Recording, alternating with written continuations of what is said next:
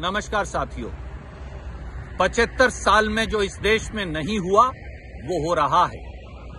देश की संसद में मोदी सरकार द्वारा संविधान को बुलडोजर से कुचला जा रहा है, संसदीय परंपराओं को रोंदा जा रहा है, प्रजातंत्र और विपक्ष की बोलने की आवाज को दबाया जा रहा है। देश के इतिहास में पहली बार 75 वर्षों में 141 सांसदों को मोदी सरकार ने प्रस्ताव लाकर निष्कासित कर दिया।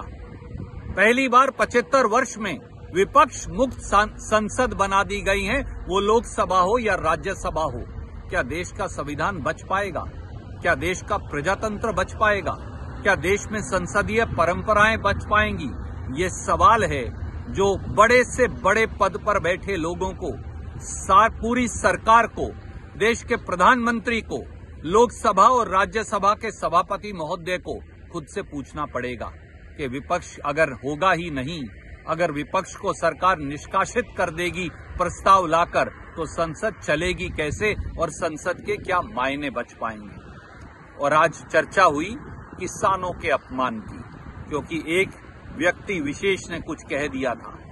मैं पूछता हूं मोदी सरकार से, जब लाखों किसान दिल्ली के दरवाजे पर 3 काले कानूनों के खिलाफ भूखे प्यासे बैठे थे, सर्दी में, धूप में, गर्मी में, तो क्या उन किसानों का अपमान नहीं हो रहा था? जब 700 किसान दिल्ली के दरवाजे पर 3 काले कानूनों के खिलाफ मर गए थे, शहीद हो गए थे, तो क्या उन किसानों का अपमान नहीं हुआ था? जब भारतीय जनता पार्टी के नेता हम किसानों को उग्रवादी, नक्सलवादी और एंटी सोशल एलिमेंट कह रहे थे, तो क्या तब किसानों का अपमान नहीं हुआ था? जब किसानों की पहलवान बेटियां जो भारत के तिरंगे को ऊपर करती हैं, जो मेडल लेकर आती हैं देश के लिए, जब भारतीय जनता पार्टी की सरकार देश की संसद के बाहर दिल्ली पुलिस से उन्हें घिसटवाकर पिटवा रही थी, तो तब किसानों और उनकी बेटियों का अपमान क्या नहीं हुआ था? जब देश की सेना में सेवा करने वाले किसान के बेटे, हमारे जवान 1 रैंक 1 पेंशन मांग रहे थे और 14 अगस्त की शाम को उन्हें संसद के बाहर दिल्ली पुलिस द्वारा घिसटवाया गया था, तो तब किसानों का अपमान नहीं हुआ था? पद पर बैठे हुए हर व्यक्ति को ये सोचना पड़ेगा कि गरिमा का मापदंड क्या है।